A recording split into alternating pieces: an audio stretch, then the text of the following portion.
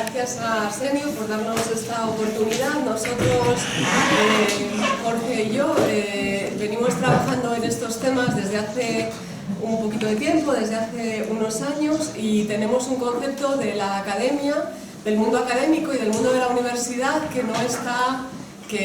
es una propuesta de ciencias sociales, y en este caso, en mi caso, de antropología inquieta, que no está separada de lo que pasa en la calle, que no está separada de los movimientos sociales y de lo que se está gestando en la calle. Entonces nos parece que un tema fundamental en los últimos años, que ahora ha entrado en las agendas de los medios de comunicación y en la agenda política, tiene que ver, en los últimos meses, quizás el último año, se está hablando mucho de la España vaciada, se está hablando mucho, nosotros nos gusta decir más España vaciada y en riesgo de expoliación, y España expoliada, y se está conectando, y nosotros hacemos ese esfuerzo por conectarlo con las industrias extractivas, con la economía extractiva. Nos parece que es un problema de modelo y es un modelo a nivel estructural, es un problema estructural.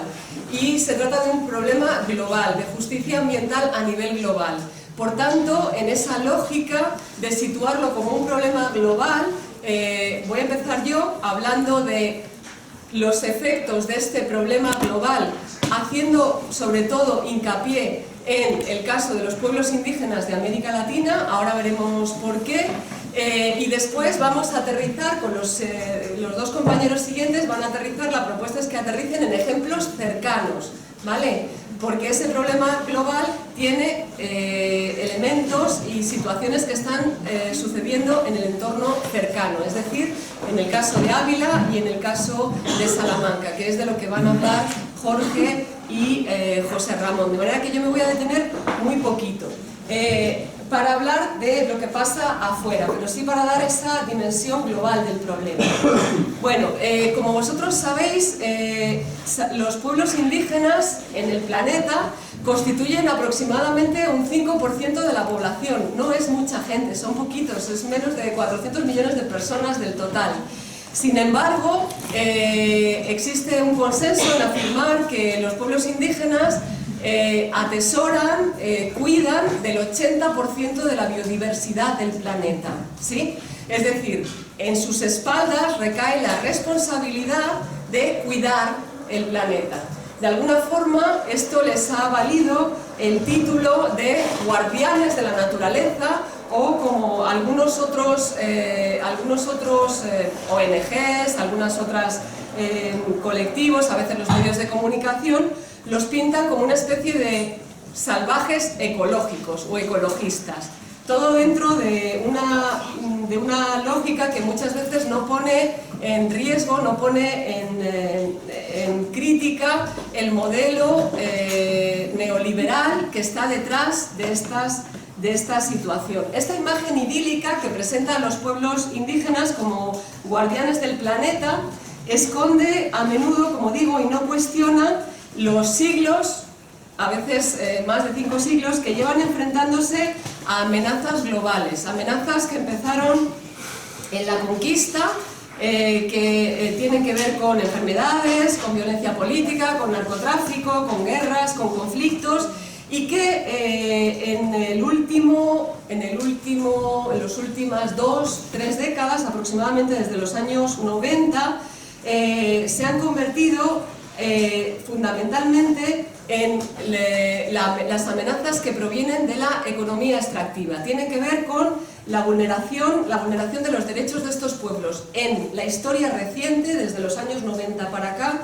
Tiene que ver con la nueva economía extractiva, no porque antes no se hubiera extraído sus riquezas, que se están extrayendo desde hace 5 o 6 siglos en América Latina, 5 siglos, sino porque implica una dimensión distinta de esa extracción, implica nuevos actores, implica la extensión, por ejemplo, de nuevos agentes, como por ejemplo la agroindustria, a través del cultivo de soja, de grandes extensiones de soja, el cultivo de la palma, del aceite de palma, que sabéis que lo tenemos en buena parte de los productos que consumimos cuando vamos al supermercado y que hay que mirar casi con lupa en las etiquetas para ver qué es lo que lleva aceite de palma y qué no.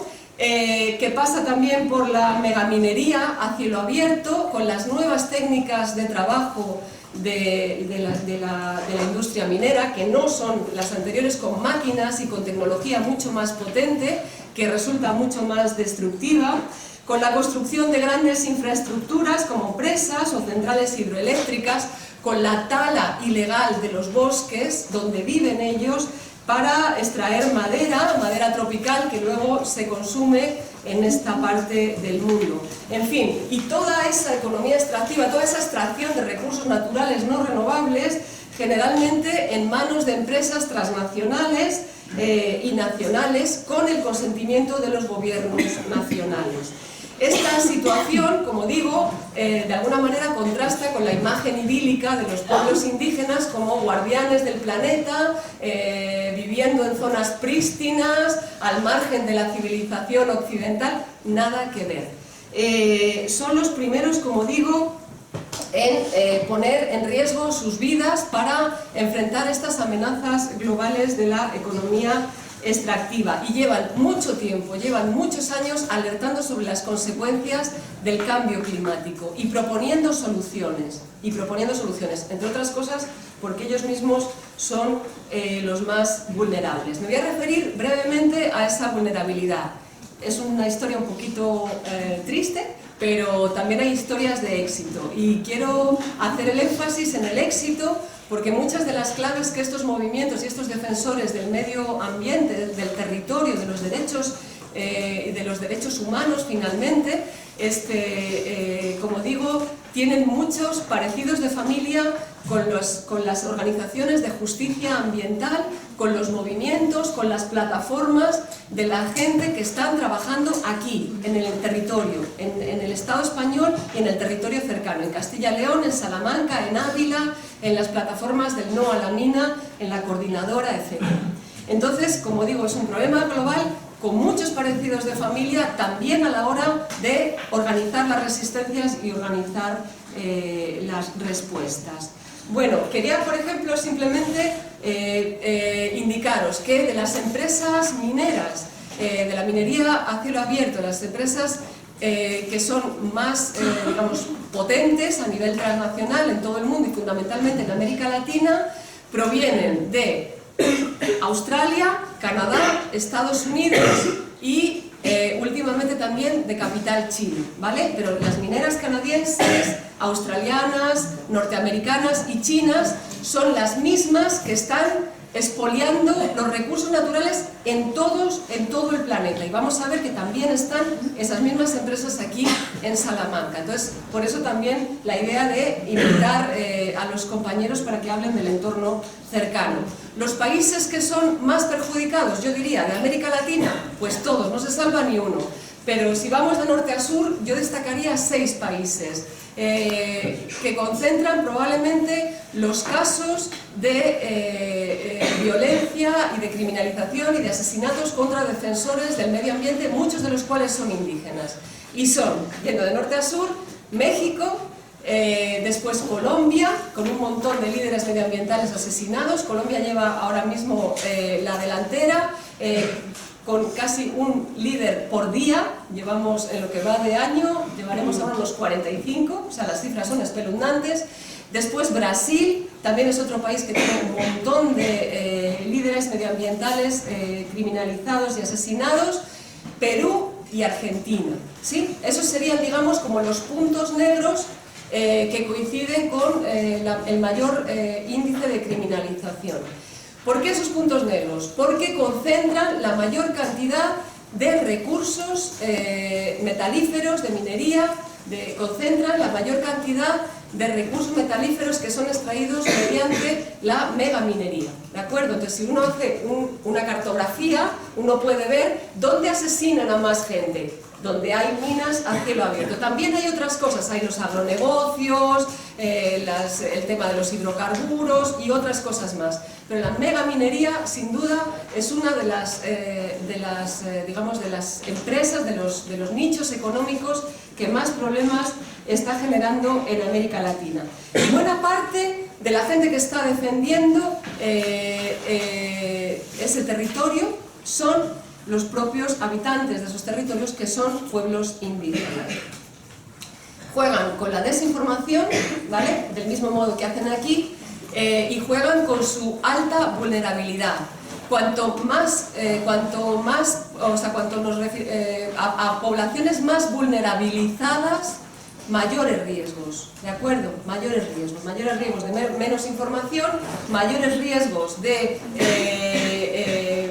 tratar de intimidarles, mayores efectos tienen los discursos acerca de el desarrollo, lo necesario que es, los mitos que mueve la megaminería, la minería sostenible va a generar empleo, les va a sacar de la pobreza. Cuanto más vulnerables, más inciden todos estos factores. Bueno, yo quería simplemente traeros a colación un par de ejemplos para que veáis en términos globales qué significa y algunas luchas de éxito. Por ejemplo, en el caso de los huicholes es uno de los grupos indígenas que hay en México, en el estado de San Luis Potosí. Llevan defendiendo su territorio y sus tradiciones de la minería hace ya mucho tiempo. Fundamentalmente porque los huicholes, como otros grupos indígenas, tengo que decir, como prácticamente todos los grupos indígenas que yo conozco en los últimos 25 años, para ellos la tierra no es un commodity, la tierra no es un recurso que se vende y se compra. Claro que tienen la propiedad, claro que cultivan, claro que viven y tienen la subsistencia garantizada gracias a la tierra. Los que viven en un entorno rural, los que viven en el campo. Hay otros muchos que viven en la ciudad y eso ya lo perdieron, se trasladaron.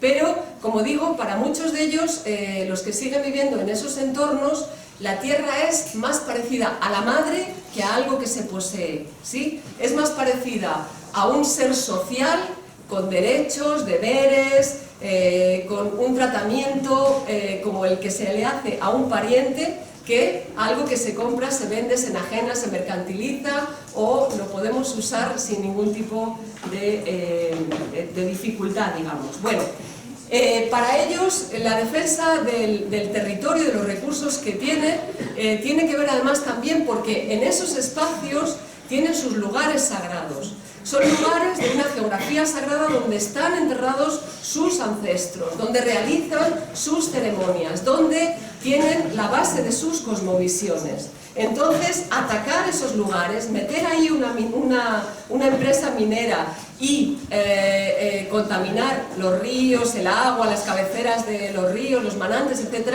no solo genera problemas de salud y de medio ambiente, que los genera y muchísimos, es que además rompe con toda su cosmogonía y con todas sus formas de entender el mundo. Esto está garantizado, este derecho al territorio está garantizado por la legislación internacional en el caso de los pueblos indígenas por dos documentos. El convenio 169 de la OIT, donde se especifica que los pueblos indígenas tienen el derecho de ser consultados antes de que cualquier empresa entre en sus territorios, y la Convención y la Declaración de Naciones Unidas de los Derechos de los Pueblos Indígenas de 2007.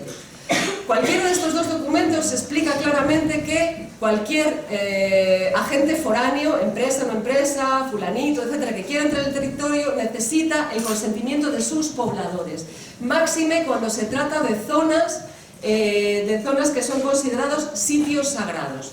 En el caso de los huicholes, el espacio denominado Wirikuta, que son más de unas 100.000 hectáreas, en esta zona de en este estado de San Luis Potosí, en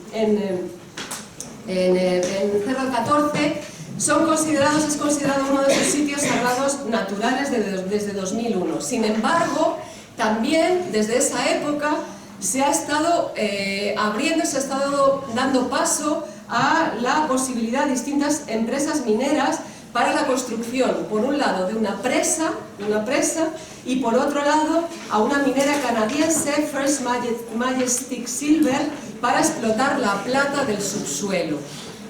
Los indígenas huicholes están negándose a esta situación, a este expolio que supone, primero, privarles del recurso agua y, por otro lado, poner la minera en una zona que es un cerro sagrado para ellos. Lo que dicen es que sería como si a nosotros nos lo plantaran en Tierra Santa, como si nos plantaran una minera en Tierra Santa o para los musulmanes lo plantaran en la Meca, para entendernos, ¿sí? Sería un espacio ancestral y sagrado. Y porque además genera, como digo, pobreza. Decía un minero de Real de 14. Si un minero hoy encuentra, por ejemplo, una veta de plata o de oro, él solo obtiene su salario, son asalariados. No es lo mismo con el empresario, el minero no participa de la riqueza, todo se centraliza y nunca ve nada de las ganancias. Todo se va a México, a la bolsa de valores, y al minero nada, solo pobreza. Bueno, por ahora los huicholes han conseguido parar a la empresa petrolífera canadiense, le han conseguido parar gracias al apoyo internacional y gracias a la visibilización de su conflicto, y han conseguido que por lo menos se retire del territorio, y siguen, como digo, su curso con la lucha de este espacio. ¿Dónde está? Aquí, perdón. Bueno, aquí tenéis más del Real de 14. Otro ejemplo que quiero traeros a colación es de otro de los países más castigados por la minería ilegal, que es, perdón, por la megaminería, ya sea legal o ilegal, que es el caso de los pueblos de la sierra, de los pueblos indígenas de la Sierra de Santa Marta al norte de Colombia, en la zona frontera con Brasil, en Valledupar, después está la Guajira colombo-venezolana, en esa zona. Ahí hay 4 pueblos indígenas, los arhuacos, cogis, cancuamos, siempre me falta uno, y los huiguas, esto es, y los huiguas. Y ellos, al igual que los huicholes, han visto reconocido su derecho a sus tierras ancestrales, a su territorio ancestral, en el que no pueden entrar ni empresas, ni gente foránea, y menos para explotar sus recursos. Ellos lo llaman la línea negra. El gobierno colombiano ha reconocido la línea negra. La línea negra es una zona de especial protección debido al valor espiritual y cultural que tiene para los pueblos indígenas. Bueno, desde que se ha declarado la línea negra, digamos, esta zona de respeto que no puede digamos, ser vulnerada, en 2012, desde entonces se ha verificado la existencia de 132 títulos mineros activos y más de 300 que podrían afectar a las fuentes hídricas, a sus ríos, a sus recursos, de lo que beben, de lo que viven y de donde sustentan su identidad como pueblos indígenas. Bueno, dice, hemos visto que la minería no respeta nuestra línea negra, nuestros espacios sagrados, los nacientes de agua, nuestro río, todo contamina. La actividad minera es de alto efecto negativo. Quien diga que no tiene impactos ambientales está mintiendo, dice una autoridad tradicional del Consejo Territorial de los Cabildos de la Sierra de Santa Marta. Para estos indígenas, contaminar el río es acabar con la madre vieja, dicen ellos, lo que significa acabar con la madre de los alimentos. El río está ubicado dentro del cerro sagrado de sus tierras y sus aguas desembocan en otros sitios sagrados que están dentro de este territorio, digamos, de esta reserva que supone la línea negra. Bueno, de momento también es un caso de éxito. También ellos han conseguido parar con marchas, son muy activos, con marchas y de forma pacífica, enfrentándose a veces también contra los agentes del narcotráfico y contra el propio Estado colombiano, y haciendo uso de las redes y de los movimientos de justicia ambiental, de las redes sociales, de la internet. Han conseguido también por el momento parar esto, pero como digo, están vigilantes porque es permanente, son procesos de lucha permanentes. Bien, el caso de Sarayaku en Ecuador es otro caso de éxito. Y como veis aquí, bueno, estas fotos las he puesto porque son mujeres las que están detrás de la bandera. Ellas son indígenas de las tierras bajas del Ecuador, de Sarayaku. Y el movimiento de Sarayaku ha conseguido parar a la Texaco. La Texaco es una filial, creo, de la British Petroleum o algo así, es una de las empresas petrolíferas más grandes, ¿sí? O sea, es una ballena, y esto es un pececito, un pescadito pequeño, un boquerón. Bueno, pues los Sarayaku han conseguido también parar a la empresa petrolífera. Han denunciado y han ganado a nivel internacional un juicio contra la Texaco para que les les reconozca los daños ambientales que durante años la Texaco ha estado causando en su territorio. Aquí estamos hablando de petróleo, ¿vale? Bueno, por supuesto, la decisión del tribunal, que ha sido favorable a Sarayaku, está siendo revisada y está todavía rondando por los mundos internacionales, porque obviamente la compañía petrolífera no quiere pagar, ¿no?, todo el daño que ha hecho. Pero es otro caso de éxito porque un pez chiquitico ha conseguido que una ballena por lo menos ha conseguido que se ponga en duda la honestidad de lo que están haciendo las empresas mineras transnacionales de hidrocarburos, etc. Bueno, ¿qué quiero deciros con todo esto? Que existe una criminalización, que la defensa del medio ambiente, que la defensa de la justicia ambiental, que implica un cuestionamiento del modelo de crecimiento, del modelo productivo, que implica un cuestionamiento del papel que están teniendo los gobiernos muchas veces como cómplices del capital transnacional y de las empresas. Esta situación de criminalización está afectando, como digo, en América Latina a los pueblos indígenas, sobre todo, no solo, también campesinos, también mujeres y otros líderes sociales. Solo en 2018, 247 líderes fueron asesinados por defender el medio ambiente y aproximadamente 2/3 eran indígenas. Bueno, quisiera, no sé si voy muy rápido, ¿me quedan 5 minutos? Me quedan nada, menos 5 minutos. Menos 5 minutos. Quiero terminar con esto. Quizás conocéis los premios Goldman. Los premios Goldman es el equivalente al premio Nobel, pero a la defensa del medio ambiente. Son los Nobel del medio ambiente. Bueno, si hacemos un repaso de los últimos Goldman, de los 5 años, los últimos premiados, vemos que son todos indígenas. La primera, quizás conocéis, es la señora Berta Cáceres, indígena lenca. Ella defendía el agua de los ríos, de los proyectos hidroeléctricos de la empresa DESA. Le dieron el Goldman en 2015, la asesinaron en marzo de 2016. El asesinato continúa impune en cuanto a los autores intelectuales, ¿vale? Los materiales ya han sido condenados recientemente, pero los intelectuales siguen sin estar condenados. La señora que le sigue es la señora Máxima Acuña. La señora Máxima Acuña tiene el éxito, digamos, y la desgracia de vivir en Cajamarca, en una zona donde está la mina más grande de oro de toda América Latina, que es la mina de Yanacocha. La señora Máxima Acuña emprendió una lucha legal porque querían sacarla de su casa y de su territorio, porque querían desecar las lagunas para poder trabajar, porque ese agua de las lagunas era indispensable para la minera.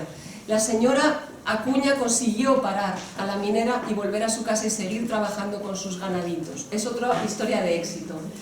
El señor que está al lado es el señor Rodrigo Todd, que fue premio Goldman. A la señora Acuña le dieron el Goldman. Si os metéis, por favor, y veis los discursos de los premios Goldman de estas personas, gente sencilla, campesinos, que están luchando simplemente por defender su territorio, es emocionante. Apenas duran 2 minutos. La señora Acuña lo que hace es cantar una canción. Tiene tanto susto cuando coge el premio que canta una canción. Súper bonito y es muy, muy emocionante.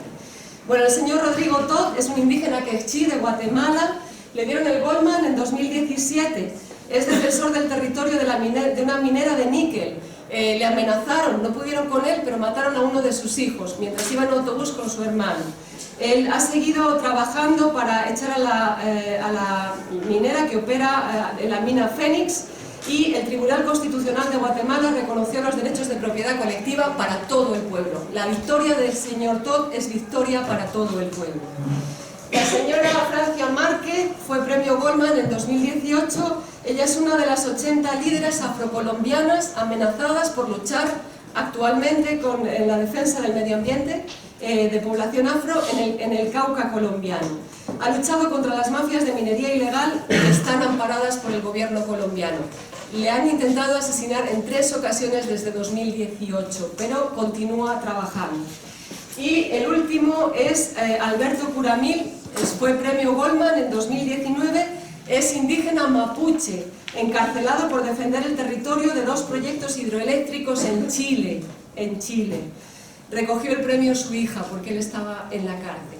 Bueno, lo que quiero decir con esto es que estas personas, ni lo que está sucediendo en América Latina, son ejemplos aislados. De lo que son ejemplos es que tienen que dar la vida por defender el medio ambiente, el derecho al territorio, a una vida digna y a los recursos naturales. Pero eso mismo está sucediendo aquí. Y hay muchas cosas que nosotros podemos aprender de la experiencia que viene de América Latina. Porque viene de antes, porque lleva ya un recorrido de casi 2 décadas, pero además también porque nos ha enseñado otras cosas, como que se trata de formas de actuar que son comunes. Son las mismas empresas transnacionales las que están allá y las que están viniendo acá, de las que ahora nos van a hablar los compañeros, y tienen un modo de proceder, un modus operandi muy similar. Los discursos son los mismos, hablan de minería sustentable, hablan de nueva minería, hablan de construir motores de desarrollo para zonas empobrecidas, hablan de responsabilidad social corporativa y de otras muchas cosas que, como digo, están ocurriendo aquí y que están siendo amparadas por las estrategias mineras actuales, como por ejemplo la estrategia minera de Castilla y León de 2017. Ese bla bla bla, esa retórica, viene de otros lugares, es una retórica global que es localmente reapropiada, con efectos muy similares. ¿Qué más nos enseña el ejemplo latinoamericano? Nos enseña que el discurso sobre la nueva minería y sobre las economías extractivas se asienta sobre una premisa, que es el vaciamiento simbólico y material. Cuando digo vaciamiento simbólico, ¿a qué me refiero?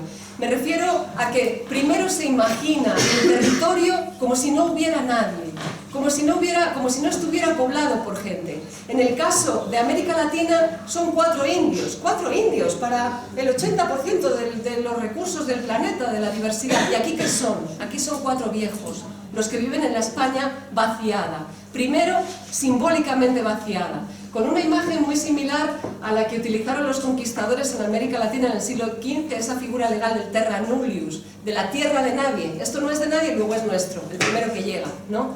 Bueno, eso mismo, de alguna manera, también nos enseña la experiencia latinoamericana. Primero, es necesario hacer un vaciamiento simbólico, hablar de la España vaciada, después vaciarla materialmente. Cuando no hay gente, entonces lo que hay es del mejor postor. En este caso, empresas transnacionales o nacionales amparadas por los propios gobiernos. También nos enseña de los mitos sobre los que se asienta la minería, de los que ya hemos hablado, que es una industria limpia, que se puede hacer sin riesgos ambientales, que existe una solución técnica para cada problema, que los emprendimientos cumplen con todas las regulaciones existentes. No es así, no es así. Y el ejemplo, como digo, de América Latina demuestra que ningún bien natural común obtenido bajo el modelo extractivista es sustentable, verde o responsable. Y es que la explotación de los recursos no renovables, por definición, no puede ser sustentable. Bueno, y una cosa más que nos enseña, y con esto ahora ya sí quiero terminar. Nos enseña que hay formas, o que existen nuevas formas de organización de justicia ambiental. Nos enseña que hay casos de éxito a partir de nuevas formas y nuevos métodos de organizarse, de la sociedad civil, de colectivos, a través de plataformas, a través de asociaciones, haciendo uso de las redes, a través de nuevos movimientos sociales que son intergeneracionales. Fijaos aquí, ¿qué tenéis? 20, 22 años, aquí hay gente de Stop Uranio que tiene más de 20, seguro, muchos más de 20. Son movimientos intergeneracionales, donde participan hombres y mujeres. Ojo, las mujeres en todos estos movimientos, allá y acá, tienen un rol protagonista. Nosotros estamos trabajando en Ávila, por ejemplo, y muchas de las personas más activas que están detrás de las plataformas son mujeres. A veces en los propios territorios, residentes en los propios territorios, viejitas, ¿sí? Que han sido alcaldes hace mucho tiempo y que ahora... Y a veces gente que está vinculada, que vive en las ciudades y que, como nosotros, ha entendido el tamaño de la amenaza global que se viene. Son, por tanto, movimientos también interclase social. A veces estamos trabajando con ganaderos que tienen un montón de ganado en ese territorio y gente que no tiene nada, que tiene una vaca o dos o no tiene nada, pero tiene el derecho y la necesidad de vivir en su territorio, de que respeten su vida, como pasa con los indígenas, ¿no?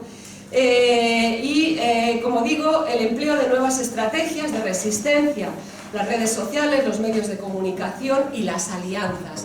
Las alianzas a nivel global, en redes de las que ahora nos hablarán, en redes nacionales, que están luchando por las mismas cosas contra la economía extractiva, y alianzas con la academia, alianzas con la universidad, que, como digo, no todos estamos en la Torre de Marfil, y que tenemos la responsabilidad, y creo que Arsenio ahí lo entiende muy bien, de vincularnos con lo que está pasando afuera, con los movimientos sociales. Y hoy el extractivismo es uno de los temas más importantes que deben movilizar esas alianzas entre la academia y la vida. Bueno, muchas gracias. La coordinadora que tenemos en Salamanca en contra de los proyectos de minería, muchas gracias por invitarnos. La verdad que no siempre ha sido fácil. Estoy muy de acuerdo contigo, menos en la relación con la Universidad de Salamanca. Sí que en la Universidad de Granada, por ejemplo, sí que hemos estado, se han hecho también unas jornadas de relación de la academia con los movimientos, pero la Universidad de Salamanca más bien nos ha dado la espalda, o ha dado la espalda a la lucha que ha habido en Salamanca por el tema de la mina de Retortillo. No sé si la conocéis, el tema de Retortillo, que es sobre todo el que voy a hablar. O sea, la coordinadora de la mina la organizamos varias asociaciones, unas vinculadas al mundo rural, como es Arecasal, Artecova, otras antinucleares, como es el Comité Antinuclear, que hay en Salamanca, Ecologistas en Acción, y luego Stop Uranio, que es la que vengo yo, también de la que represento, que soy el portavoz. Nosotros nos hemos movilizado, digo, sobre todo contra la mina de Retortillo en Salamanca. Hay un proyecto ahora, 2 proyectos mineros que están en funcionamiento, uno que se va a acabar ya mismo, que es en Los Santos, que es por entre Guijuelo y Béjar, por esa zona, que es el wolframio, que se está a punto de concluirse. Este año se acaba. O sea, ya ha presentado la empresa lo que es el que va a despedir a los trabajadores, porque ya se, claro, el material, lo que pasa con la minería es que dura los años en que hay material. Si no hay material, pues se acabó.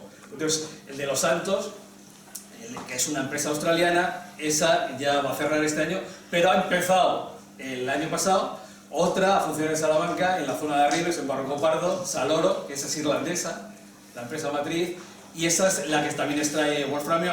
Había minería de wolframio en Barroco Pardo en el siglo pasado, desde principios del siglo hasta 1982. Cuando más desarrollo tuvo fue en la Segunda Guerra Mundial, que era por el tema de que el wolframio pues, venía bien para los tanques, para el desarrollo militar. Esa mina se ha abandonado y ahora por el precio del uranio, del wolframio, pues otra vez se ha puesto en funcionamiento. Es la de Saloro, ya os digo. Y luego está el proyecto nuestro, que yo soy también de un pueblo de allí cerca de la mina de Retortillo, que se llama Villares de Yeltes. Nosotros, cuando empezamos a oír que se podía abrir la mina de uranio, esta que también la empresa es australiana, Berkeley Minera, pues empezamos también pues eso, a concienciarnos, a movilizarnos, a intentar pues aprender y saber qué es lo que podría venirnos. La primera charla que tuvimos en Villavieja, que son por ejemplo todos los compañeros que están aquí, en Villavieja de Yeltes, que está al lado de mi pueblo de Villares, fue en 2010. Fijaos, en el verano de 2010, ya Ecologistas en Acción nos dio una primera charla sobre las consecuencias que tenía la minería de uranio. Luego, en 2011, tuvimos en otro pueblo que se llama Boada, que está también al lado de Retortillo, tuvimos otra charla en las Navidades y empezamos ya a tomar esa conciencia para crear una plataforma, tener algo en lo que es sujetarnos, unirnos para poder luchar contra estos proyectos. El uranio tiene el problema de la radioactividad y para lo que sirve, o sea, para las centrales nucleares, para la industria militar, de lo que es la atómica. Entonces, evidentemente, pues tiene otro componente. Nosotros, básicamente, lo que nos molestaba era eso, no solamente ya no el proyecto de minería de extraer, sino también las consecuencias sobre la salud de las personas que vivimos en el entorno. Por ejemplo, en Salamanca ha habido minería de uranio, cerca de Ciudad Rodrigo, Saliz es el chico, que funcionó hasta el año 2000. Pues si veis estudios que hay sobre la incidencia del cáncer en España, aparece un punto negro en Ciudad Rodrigo. Y Ciudad Rodrigo no tiene industria de nada, simplemente es la contaminación de los mineros que trabajaban allí, que trabajan en Salitre hasta 15 kilómetros y vivían en Cerro Rodrigo. Entonces, sí que hay de los pocos estudios que hay sobre el tema de la salud, en lo de 2001, sí que se aprecia una incidencia de cáncer superior en Cerro Rodrigo sobre el tema de cáncer de vejiga o cáncer de pulmón. Entonces, es un problema que también nosotros pues, lo veíamos. Luego, cuando nos hemos ido documentando, sabemos que en Retortillo no solamente se iba a poner una mina, sino una planta de tratamiento de mineral. Una planta de tratamiento de mineral de uranio, ha habido por ejemplo en Andújar, de los 120 trabajadores que había allí, solo quedan 20 vivos. O sea, también las consecuencias funcionaron desde el año 60 hasta el año 84. También en aquellos tiempos no había tantas medidas de seguridad, pero evidentemente el mineral de uranio es muy peligroso y tiene unas consecuencias pues, que realmente son la salud del entorno en el que están. También hemos estado en contacto con mineros portugueses. En Portugal también había minería de uranio en una zona que se llama Algeriza, y también nos han contado que más de 100 muertos han tenido, no solamente ellos, los mineros, sino las familias, porque en las casas de las personas que trabajaban en la mina se hacían con los desechos de la mina. Entonces enfermaban también las familias, las mujeres, los niños, más de 100 muertos. Eso sí que están organizados y sí que tenemos contacto con ellos. Por ejemplo, este año tenemos previsto hacer una visita a Algeriza. Ellos han venido aquí a ayudarnos. El año pasado en Soncella tuvimos una concentración. Soncella está en la frontera entre España y Portugal, y en lo que es una presa nos dimos la mano entre ellos y nosotros pues, para hacer una unión de los dos países, porque si se abre finalmente Retortillo, y yo luego os contaré la situación, le afectaría también a ellos, porque el Retortillo está al lado del río Yeltes, la mina que está prevista. El Yeltes desemboca en el Güebre, y el Güebre del Doro, en 30 kilómetros desde la mina, está en la frontera portuguesa. Entonces, si hay cualquier problema con las balsas de lisificación, con todos los materiales que hay allí, llevarían al Duero. Encima el Duero en la zona de Portugal es una zona muy rica de vino de Oporto, y les contamina. Entonces, por eso también nos han ayudado los mineros y los grupos ambientalistas portugueses en contra de este proyecto. Bueno, pues os decía que nosotros cuando empezamos a darnos cuenta de lo que pasaba, pues creamos la plataforma Stop Mining. Es una cosa también bastante interesante. Creemos que la coordinadora no lo tiene porque es una unión, pero sí que la plataforma no tiene, pues tener personalidad jurídica. Nosotros estamos, hay un registro de asociaciones donde depositamos estatutos, tenemos un CIF, tenemos una cuenta donde los socios pues nos ingresan la cuota anual, que es muy sencilla, 10 euros solamente al año. Solamente queremos tener más socios, no tenemos tampoco, hasta ahora no teníamos problemas económicos, pero también os voy a decir que lo que sí tenemos, nos hemos metido varios asuntos legales, y ahí sí que nos están comiendo lo poco que tenemos para el tema de abogados. Nosotros pues, evidentemente cuando nos hemos movido bastante, ahora ya realmente la situación está un poco más tranquila, ya no nos movemos tanto, y nunca hemos gastado fondos de la asociación, siempre lo hacemos por ese interés que tenemos de luchar contra este proyecto. Entonces, nosotros en 2013 creamos la plataforma, y bueno, hemos estado realizando concentraciones, llevamos 5 años haciendo una concentración en verano en un cruce que se llama la Fuente San Esteban, que es a 50 kilómetros de Salamanca, tiene el Pacio Rodrigo, que es una zona que es emblemática, que es reconocida en toda la comarca. Allí hacemos una concentración, llevamos 5 años completando. En 2018, que fue el año que más movilizaciones hicimos, porque era cuando más miedo teníamos de que nos abrieran la mina, pues hicimos una manifestación en febrero aquí en Salamanca. En junio tuvimos una manifestación antinuclear, pues nosotros, lo que ya decía de los lazos, nosotros también tenemos lazos, aparte de grupos de minería, también con el tema nuclear. Hay un movimiento ibérico antinuclear, que también engloba a los portugueses, y nosotros estamos con ellos pues para eso, porque sabemos que si aquí se abren las minas para abastecer las centrales nucleares, esas centrales nucleares, luego los residuos radiactivos irían a sitios como Villar de Cañas, que está en Cuenca, que es donde se prevé, que no sabemos al final si se hará o no, el almacenamiento allí definitivo de los residuos nucleares españoles. Eso todavía no hace años que se lanzó esa propuesta, se han hecho cosas y al final no se ha abierto. Están también en stand-by, como en nuestro caso. Pero son lazos que hacemos con otros grupos de España en relación a la energía nuclear, por ejemplo, de Almaraz, o los de Caraña y Llanó, porque se cerró en Burgos, pero sí en Cofrentes, o lo que es en los catalanes también, por el que tienen centrales nucleares. La de Grillo en Guadalajara. Entonces, bueno, nosotros hemos hecho movilizaciones, eso os decía que en el año 2018, cuando más, porque la empresa ha ido consiguiendo permisos para abrir la mina. El tema es que no tiene todos los permisos que necesitan, por eso no lo ha abierto, y también en todo este desarrollo de la minería también hay bastante especulación. No sabemos si la concentración que hay de uranio en el terreno, que es un 0,02, es suficiente para que realmente fuera rentable. Cuando la empresa también inició el proyecto este de retortillo, que es en el 2007, por ejemplo, en 2006, cuando vino en 2007, el precio del uranio estaba a $136 la libra de peso. Ahora mismo esta semana está a 24. A ese precio probablemente la mina no sea rentable. Lo que pasa es que la empresa pues, ha intentado hacer ver que quería abrir la mina porque tiene unos movimientos especulativos en bolsa y demás. Entonces ha hecho una actuación sobre el terreno que de los procesos judiciales que tenemos taló 1.800 y pico encinas.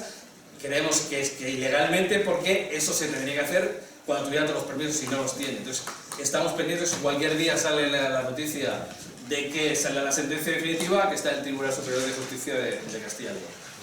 Entonces, la empresa ha hecho actuaciones sobre el terreno y luego también lo que ha hecho es bastante daño, no el daño que hacen, por supuesto, de América Latina, donde la gente se juega la vida, pero aquí sí que hemos tenido, o sea, la empresa ha hecho una guerra sucia contra contra la plataforma y contra determinadas personas. Por ejemplo, en 2016 nos metió a otro compañero y a mí un acto de conciliación de Cerro Río, nos pedía 500.000 euros, pues decía que le estábamos haciendo perder dinero. Tuvimos que someternos, ir a Ciudad Rodrigo a someternos a un acto de conciliación, en teoría es previo una querella, porque ellos decían que le estábamos perjudicando su negocio.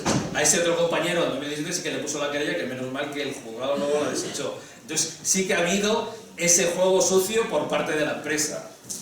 Luego, por ejemplo, también el tema, lo que hace la empresa, pues es ganarse, por ejemplo, los medios de comunicación de Salamanca. Ya sabéis, el medio escrito que hay en Salamanca, ese jamás, veréis, la manifestación esa que os decía de febrero de 2018, 5.000 personas, que en Salamanca no nos movemos por nada, pues realmente es un número que para haberlo sacado, pues no sacó nada, de nada. La de junio, por supuesto, nada. Otra que tuvimos en Vitigudino en octubre, tampoco nada. Entonces, ¿cómo actúa la empresa? Bueno, pues comprando los medios de comunicación. También nosotros al principio lo vimos difícil porque los ayuntamientos no nos ayudaron. También ellos veían la posibilidad de que realmente pues, hubiera lo que venden las empresas mineras, que va a haber empleo. La empresa habla de 450 empleos directos, 2.000 indirectos. Entonces, realmente lo que es difícil ante una situación que tenemos de que la empresa te puede ofrecer un puesto de trabajo, pues que los ayuntamientos les dijeran que no. En principio, pues aceptaron, incluso firmaron convenios con Berkeley para desarrollar el proyecto Villavieja y Retortillo. Villavieja ahora ya sí que se opone a la mina, no como Retortillo, que ha pasado distintos grupos políticos, hasta bueno del PP, luego el PSOE, ahora todo el PP, y están a favor de la mina. Tanto es así que nosotros tenemos puesto una querella de los procesos judiciales que tenemos contra una corporación de 2011 a 2015, que eran del PP, porque se beneficiaron del desarrollo de la mina. Ese también es un procedimiento judicial que todavía no se ha resuelto, en primera instancia tampoco nos dieron la razón, pero está aquí en la Audiencia Provincial de Salamanca y esperemos que nos dé la razón. Entonces, ¿qué es la violencia que hace la empresa? Pues ganarse adeptos también en la población local, pues mediante patrocinio de toros, vaquillas, paellas, de todo tipo, la Vuelta Ciclista Salamanca, comida, o sea, ellos hacen todo lo posible para atraer a la población. Eso fue también en la época más dura, y sí que había conflictividad entre ellos y nosotros. Eso queda latente en los pueblos. Por ejemplo, en mi pueblo hay familias que no pueden ni ver, porque evidentemente había una persona de mi pueblo que estaba trabajando para la mina y se ha quedado sin empleo, porque allá no contrata gente en la zona. Ahora, como está en una situación de stand-by, pues no la contrata, y ellos ven que es como si nosotros, los que estamos luchando en contra de la mina, fuéramos los enemigos. Y bueno, pues me ha retirado la palabra en el pueblo. Somos un pueblo de 100 personas y hay familias con las que no te puedes hablar. Entonces, lo triste de la situación y lo lamentable.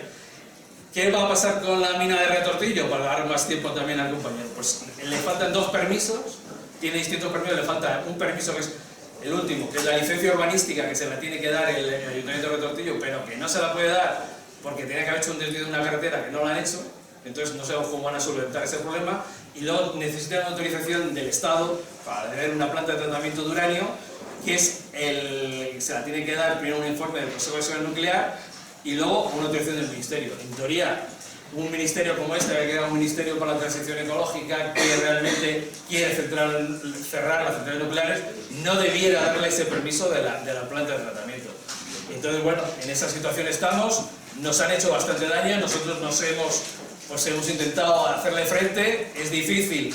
Una empresa que, si veis cualquier medio de comunicación de Salamanca Digital, el 24 horas de todo el día, hoy mismo todos los días hay un anuncio de Berkeley. Veis el autobús en la línea 3, pues veis también que está anunciado los toros cuando todos en Berkeley patrocinó al salmantino, ahora ya no, pero hace 2 años de una temporada era el equipo que patrocinó la empresa que patrocinaba el equipo de fútbol. Entonces se intenta atraer a la gente y entonces es difícil para nosotros, pero bueno, por de pronto hemos conseguido que la situación se pare después de 10 años que llevamos de lucha, de charlas, de estar agrupándonos para en contra de este proyecto y a ver qué situación nos depara. Muchas gracias.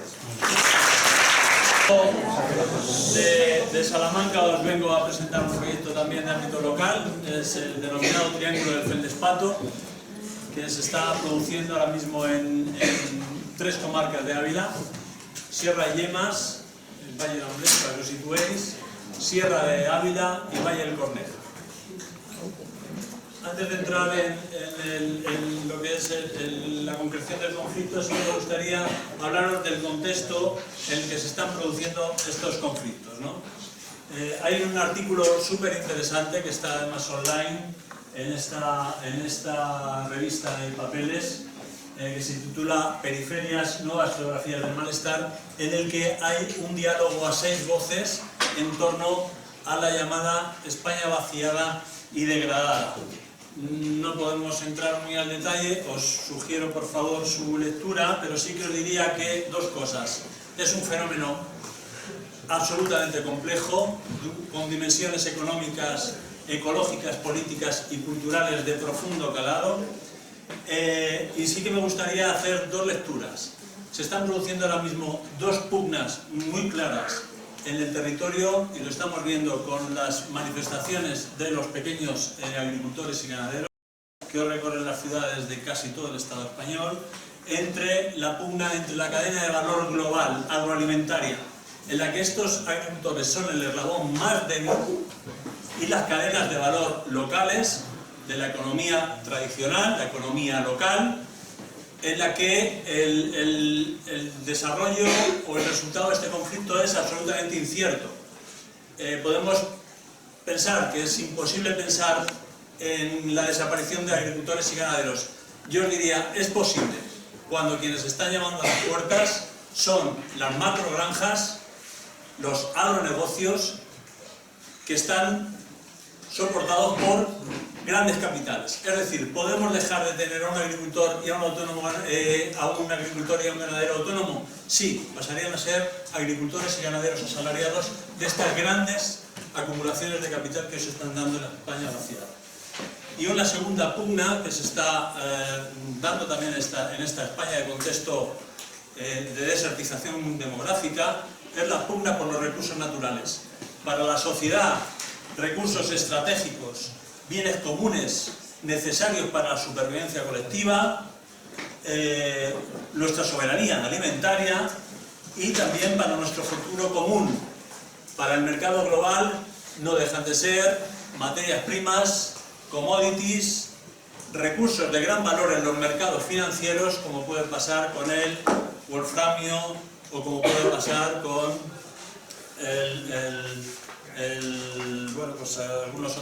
algunos otros minerales metálicos, fundamentalmente.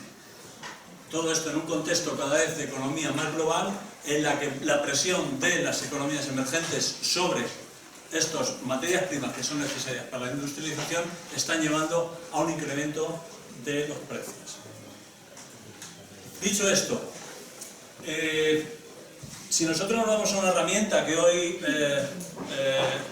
concentra, o que hoy estudia, o que hoy tiene una base de más de 3.000 conflictos socioambientales en el mundo, que es el Atlas de Justicia Ambiental, una herramienta interactiva que a vosotros, estudiantes, comunidad educativa, os aconsejo, y también activistas, por la visibilización del conflicto, yo sé que también Retortillo está en él, nos dice que el 60% de los conflictos ambientales están en el medio rural.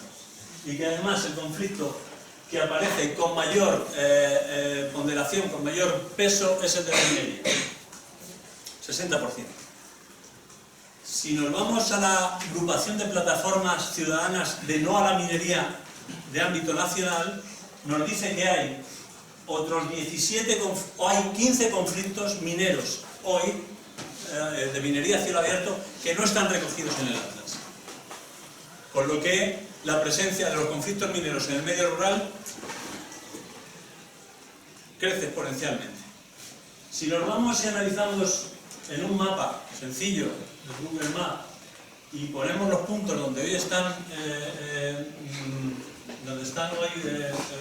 tramitándose los servicios, los derechos mineros, nos dicen que de esos nuevos 15 conflictos ambientales no registrados en el Atlas de Justicia Ambiental, 8 de ellos están en la España escasamente poblada, con una población de menos de 10 habitantes por kilómetro cuadrado. Pero si luego vamos a más y decimos, aparte de estar escasamente poblada, ¿cuántos hay en zonas de montaña? Hay 6 conflictos en zonas de montaña. Y además hay otros 4 que están en zonas fronterizas, es decir, estamos en la frontera del extractivismo. España vaciada, zonas de montaña que llevan ya décadas en proceso de vaciamiento, y además espacios fronterizos en la línea de España y Portugal. Hablamos de Illuercas, Gata Viva, que están defendidos por plataformas ciudadanas. La Raya Sin Minas, plataforma No en mi Tierra de Zamora, Uranio de Salamanca, El Corneja, Sierra de Ávila y Sierra de Llamas, que ahora hablaremos. Nos parece que hay un cóctel ahora mismo en el medio rural que crea unas condiciones favorables para que estos proyectos extractivistas tengan lugar en él. Una exclusión territorial desde hace décadas, o sea, aquí, entre las dimensiones políticas de la España vacía, vaciada, desertizada o degradada, hay una dimensión política clara, inacción de las políticas de cohesión territorial clarísima, abandono de los pueblos y desarticulación de toda su economía y toda su representatividad política o representación política clara. Hay una exclusión social y económica de estos municipios. Las economías locales han entrado en auténtico colapso, ya no hay población activa para nuevos emprendimientos.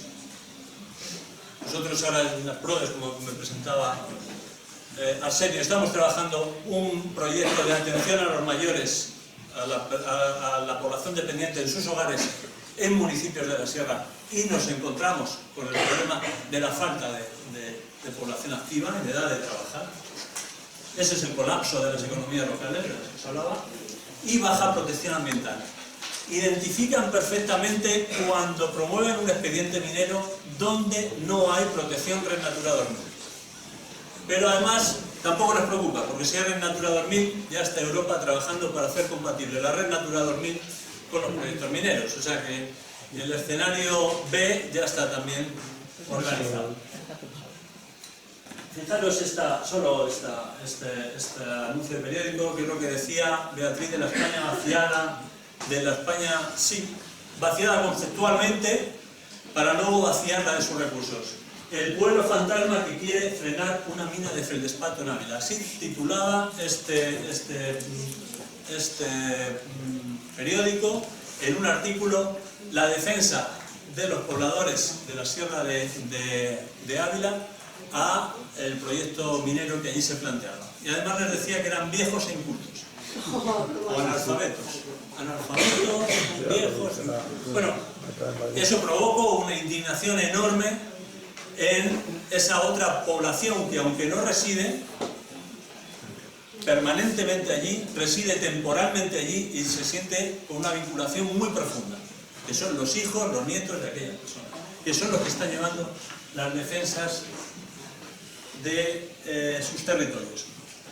Por supuesto que la despoblación está legitimando discursos políticos que al final llevan a un desarrollismo y a medidas legislativas que están a favor del modelo extractivista. Tenemos 3 ejemplos.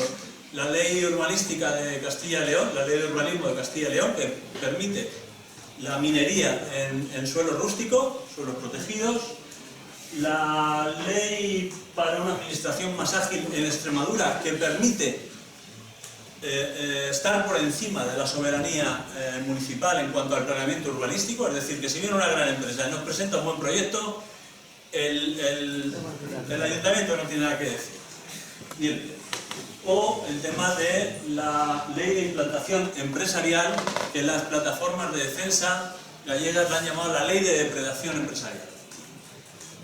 Lo que acorta es los plazos para hacer alegaciones y lo que acorta son los plazos para conceder estos permisos de mineros o de parques eólicos, en algunos de ellos en montes comunales. Montes que no son del ayuntamiento, son de los comunes. Pero incluso esos se están saltando. Lo que decía Beatriz, esto es imparable. Estas pugnas entre la economía global de acumulación que se están dando a nivel mundial tienen unas fuerzas enormes y pueden llegar a desplazar o a liquidar el poco tejido social y económico que ahora mismo hay en el medio. Bueno, este es el triángulo del feldespato, se llama triángulo del feldespato porque está ubicado pues, en un triángulo imaginario. 4.400 hectáreas afectadas por los expedientes mineros. 2 de ellas ya han sido archivadas, ya se han denegado. El proyecto de ley sobre la Sierra de Ávila ya ha sido denegada por evaluación de impacto ambiental negativo, la declaración de impacto ambiental negativo, en tanto que el expediente de Río Frío ha sido denegada por una razón técnica. No me digáis cuál. Lo razonable, lo lógico, lo prudente es, con los problemas de abastecimiento que tiene la ciudad de Ávila, era haber denegado ese expediente porque se sitúa en uno de los cabeceros, nacederos de uno de los ríos, que es el río mayor que abastece a la ciudad de Ávila, casi en un 32%. Pues no, se ha denegado por una razón técnica. En cualquier caso, también nosotros creemos que la razón, aunque eso es lo que dicen los medios de comunicación, ha sido la presión ciudadana. Y de eso, de la presión ciudadana, pero han desaparecido algunos de los logos, pues os venía a hablar. Las entidades locales de justicia ambiental. Imaginaros aquí un logo que ahora no aparece, no sé por qué. A lo mejor si le das para adelante, dale otro poquito. Aquí, para adelante, no. Bueno, pues imaginaros, plataforma no a la mina en la Sierra de Yemas, plataforma no a la mina en la Sierra de Ávila y plataforma no a la mina en el Valle del Corneja, que han generado a su vez asociaciones de defensa del territorio. Es decir, han planteado un papel de vanguardia o de primera línea en la defensa de la movilización contra las minas y a su vez han creado asociaciones para crear un continuo, no solo mientras que dure el conflicto, porque se han dado cuenta de que no pueden confiar en los políticos, tienen que ser ellos quienes se movilicen.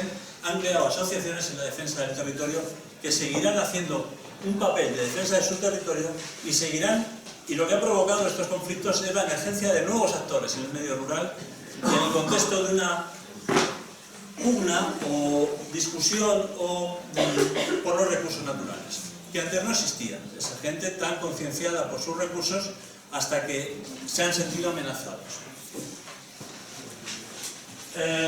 Voy a saltar algo. Bueno, desde el ámbito de la justicia ambiental ya sabéis que estos proyectos se enfocan o se conceptualizan como conceptos ecológico-distributivos, porque los beneficios se concentran en unas regiones y los impactos sociales y ambientales se concentran en otras.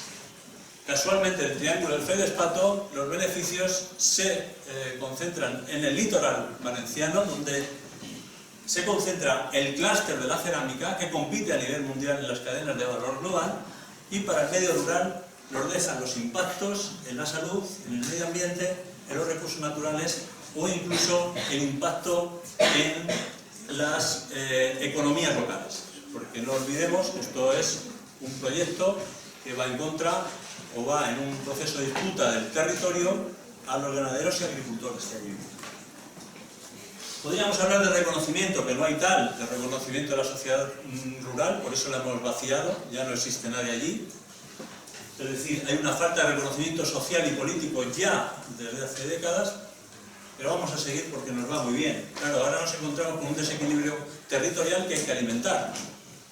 Las sociedades se concentran en las ciudades, hay grandes consumos y a lo mejor la solución, con una lógica económica desarrollista, son las macrogranjas, porque claro, hay que alimentar a mucha gente y hay que forzar la producción, ¿no? Ahora a ver cómo deshacemos esto, no es fácil. Un tema de participación, por supuesto, ellos dan que la participación ciudadana, yo pongo en un tablón de anuncios que voy a poner una mina, pongo unas cuadrículas mineras que nadie sabe interpretar, porque te lo dan allí con unas cosas muy raras de georreferencias, como dicen los ganaderos, y a mí me lo ponen en términos de mi parcela, de mi polígono, yo sé dónde me la van a poner, pero claro, me ponen ahí unas cosas que no entiendo. Pues ellos entienden que con eso cumplen los estándares de la participación y de la participación ciudadana, ¿de acuerdo? Esto ha sido la causa por la cual la sierra de la montaña de Cáceres, la plataforma Salvemos la Montaña, ha conseguido la anulación del permiso minero, porque ha demostrado que la Junta de Extremadura no ha cumplido con los estándares de participación ciudadana en la tramitación de sus expedientes. Y luego un tema de capacidades. Por supuesto que este tipo de proyectos lo que impacta es sobre las capacidades del territorio a futuro. Si tú me estás tocando los recursos naturales, si estás contra mi economía local, me lo vas a debilitar y me vas a comprometer o hipotecar el desarrollo futuro. De eso hablamos, de capacidad, de la capacidad de los territorios para dar respuesta a sus retos o aprovechar sus oportunidades. Bueno, voy muy rápido. Con este gráfico, que lo que hicimos fue pasar una encuesta a las plataformas ciudadanas y sobre todo a partir de los grupos de WhatsApp, porque hay, claro, esto de los grupos de WhatsApp que se crean en una noche, que de momento se apuntan 500 personas, sabes que hay una movilización grande, que hay una preocupación grande, pero no sabes quién hay detrás. Presentamos una encuesta a través también de las herramientas de estas del Google, para saber un poco quiénes estaban detrás de las plataformas. ¿Qué queremos destacar? Que el 42% de la población que está detrás de las plataformas es residente temporal, población vinculada. Es decir, que podemos estar en un proceso de desertización demográfica, pero todavía no se ha escrito la última línea de la defensa del territorio a través de población que se siente vinculada aunque no resida. Aquí damos algunos datos de población directa, censada, de población vinculada, como veis se van multiplicando, y afectados indirectos. Tenemos que llevar los conflictos de las minorías a las mayorías. Tenemos que llegar a Ávila y decir, estos conflictos mineros que se están planteando afectan a la disponibilidad de un recurso que es necesario para la vida, que es el agua. Sierra de Ávila lo consiguió, Sierra de Yemas ya te os digo que es una razón técnica, aunque hay una razón mucho más de peso que es la de la disponibilidad del agua. El nivel de estudios no hay. La población que está defendiendo el territorio o se está posicionando contra las minas no es analfabeta. En un 34% tiene estudios superiores, porque son los hijos, son los nietos de esas personas que cargando muchas veces como mulas permitieron que hoy estemos aquí sentados estudiando en una universidad. Y esa misma gente que son abogados, que son periodistas, que son ambientalistas, que son biólogos, son los que presentan alegaciones, o geógrafos, alegaciones que han sido capaces de colapsar la administración pública en Ávila. Bueno, este es un perfil de las acciones de las plataformas a lo largo del conflicto. Son las fases del conflicto. Un momento de pánico en el que empiezan a surgir los expedientes como setas. Hay una gran hiperactividad, hay una gran cantidad de actividades, de consultas por los políticos, de charlas informativas, de movilización en la calle, y luego se pasa a una fase más tranquila, no tan puntual como es aquí, pero en la que las plataformas siguen trabajando de una forma continua. No quieren que se olvide el conflicto. Los políticos quieren que se olvide el conflicto. Los medios de comunicación que se olvide el conflicto. Si eso no se va a hacer, bueno, no se hará cuando archives el expediente, mientras que el expediente esté en tramitación, no hay por qué pensar que esto ya no se va a hacer. Bueno, pues ese discurso de anulación de la actividad de las plataformas ciudadanas se da. Entonces las plataformas con mucha inteligencia no cesan de hacer actividades continuas cada mes para recordar que esto sigue existiendo, la amenaza sigue existiendo. Entre las acciones de protesta, las que vemos, las que sacan los periódicos, que es cuando la gente sale a la calle, pues fijaros, de 156 acciones que han llevado a cabo las plataformas, solo 17 han sido de visibilidad en la calle. Las otras son acciones de expresión que llamamos, son acciones de seguir sensibilizando a la población, charlas informativas, reuniones con políticos, vamos a traer a este que hable de esto, al otro que hable del otro. Aunque las otras son más visibles, las acciones de expresión son las que generan ese continuo de defensa del territorio. Y estas son las formas de movilización que han utilizado las plataformas abulenses en la defensa de su territorio.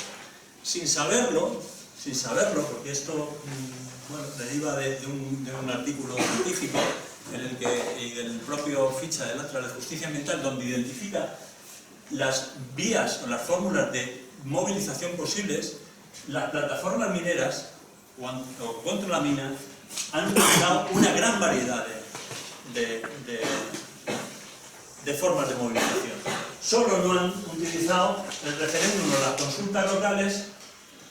Todas las demás, charlas informativas, reuniones con grupos políticos, manifestaciones y marchas de protesta, campañas públicas de firmas recogidas, change.org, cartas oficiales de queja, activismo mediático o notas de prensa en medios informativos. Es decir, hay una gran variedad de formas de movilización que han utilizado estas plataformas mineras. Y nada más, muchas gracias.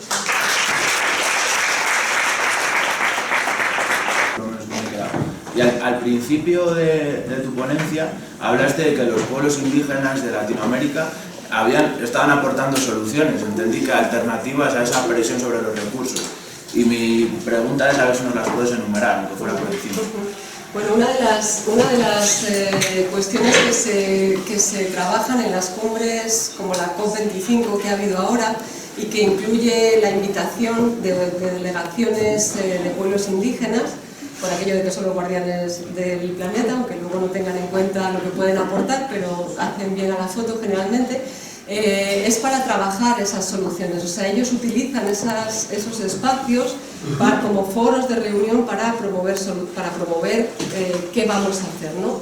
Entonces ahora se está hablando de los bonos, de la venta de bonos de carbono, ¿no? Y se están limando determinados aspectos sobre qué es lo que corresponde, básicamente lo que implica programas como Red Plus y algunos otros que no tengo tiempo para entrar aquí, pero lo que implica este sistema es que el primer mundo o el mundo más contaminante paga por contaminar a los que conservan los ecosistemas, ¿no?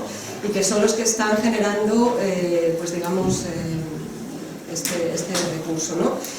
Bien, dicho así, es un poco sintético, es un poco resumido, pero lo que los pueblos indígenas están planteando es que esa venta de bonos que se está haciendo se haga de forma que tenga en cuenta, primero, que no haya intermediarios, segundo, a quienes van, que tenga en cuenta las particularidades regionales y locales, porque se están dando distintas situaciones complicadas. Entonces, ¿qué quiero decir con esto? No hay soluciones mágicas, no están dando soluciones mágicas. Lo que están diciendo es que si se cuestiona que si estamos hablando de justicia ambiental, no podemos fijarnos solo en un problema como si la ecología fuera un problema local, de un río, una presa, un recurso específico. De lo que estamos hablando es del modelo productivo y de la forma de consumir que tenemos los que consumimos más, que estamos en esta parte del planeta. Entonces, digamos, ese es el análisis global. A partir de ahí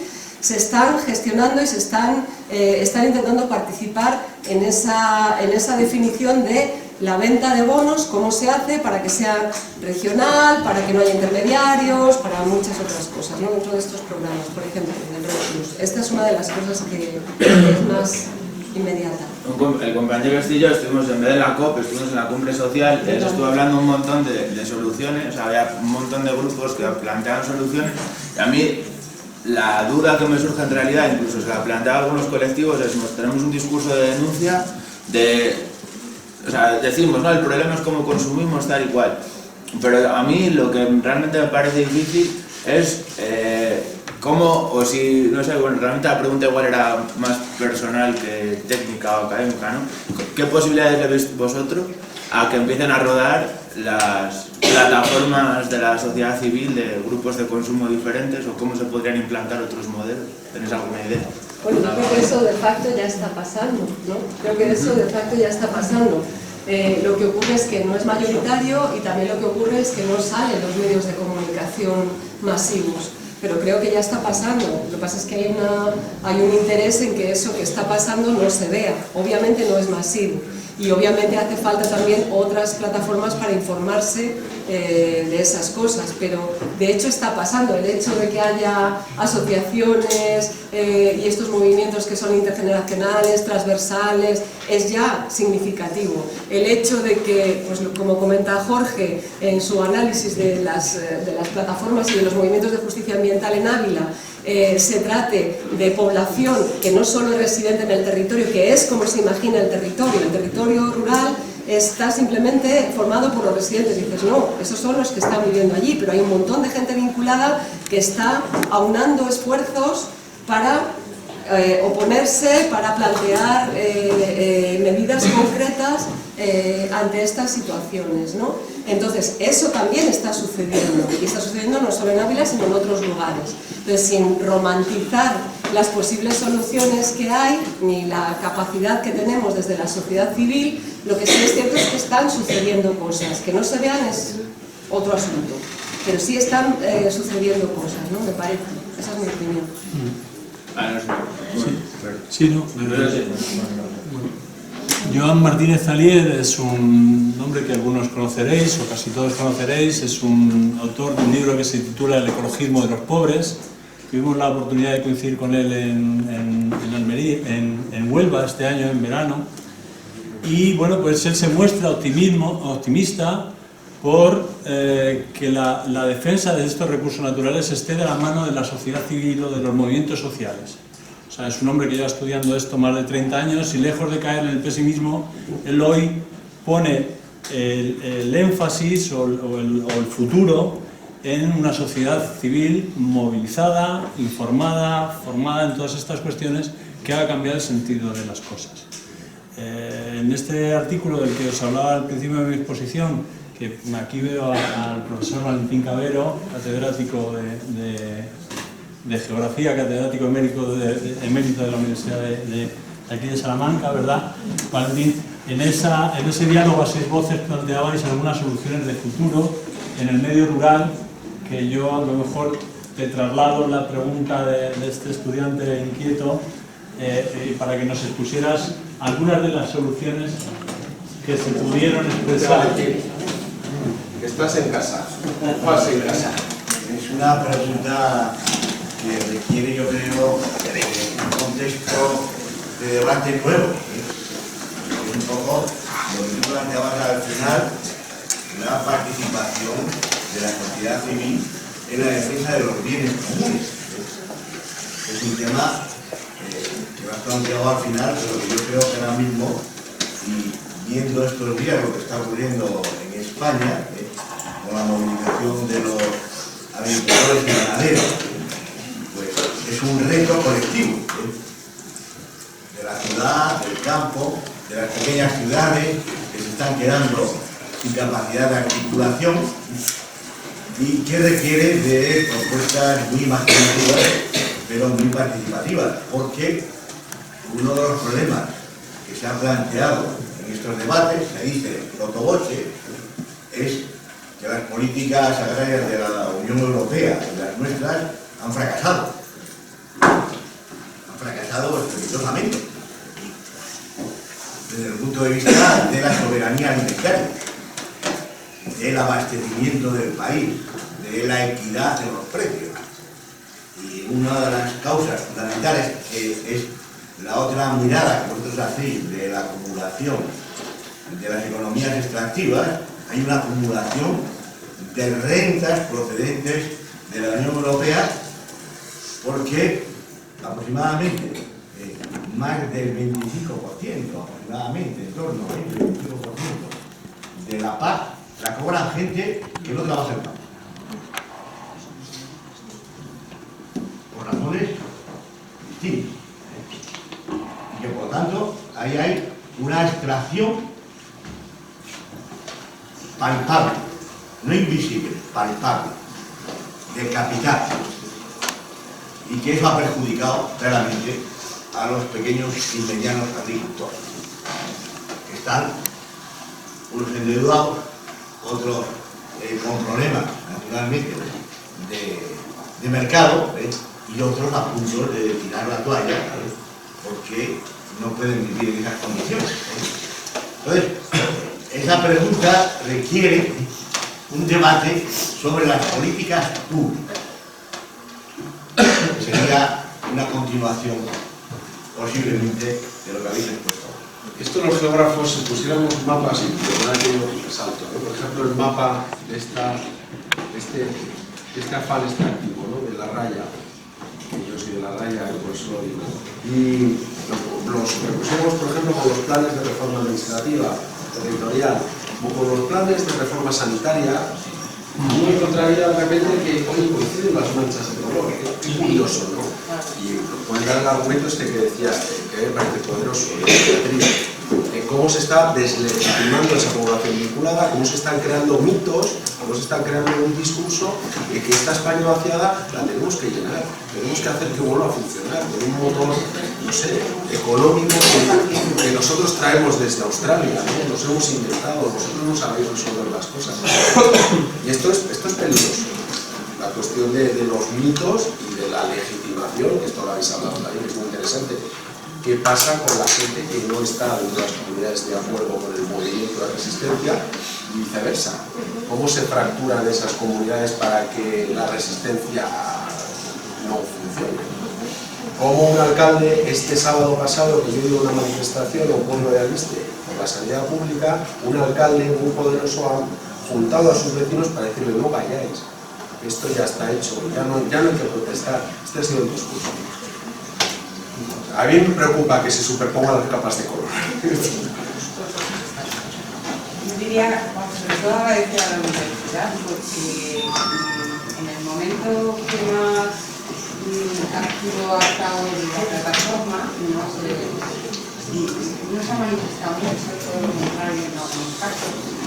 Y bueno, estos actos hacen visible todo el tema de la minería y de toda la exploración y de todo lo que nos pasa aquí, que es tan importante. Mis aulas, vamos, las mías y las de otros profesores, están abiertas.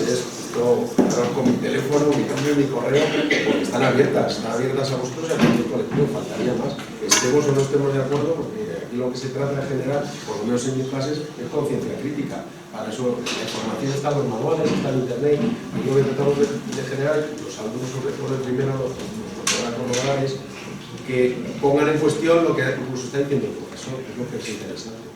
Y esto es lo que hay que hacer, cuestionar. Pero muy importante porque ha habido casos que tampoco se la ha escuchado mucho como tal a la universidad, pero luego, claro, somos tan diversos que sí, las opiniones, ¿sabes? La universidad se la ha escuchado. ¿Tenéis más preguntas, chicos? ¿No hay ninguna más? Bueno, ¿queréis que repitamos cosas parecidas a estas? Sí. Vale. Bueno, pero también podéis proponerla a vosotros. De política.